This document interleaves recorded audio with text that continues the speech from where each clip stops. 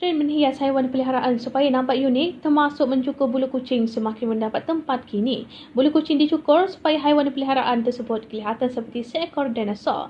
Ia menjadi medan kepada pemilik kucing untuk menunjukkan kreativiti masing-masing dalam menghias haiwan peliharaan mereka. Sesetengah pemilik kucing memilih corak dino card atau dragon card untuk kucing mereka sebelum memuat gambar tersebut di media sosial. Di sebalik keterujaan tersebut, Daily Mail berkata kebanyakan imej haiwan disiarkan dilihat tidak gembira.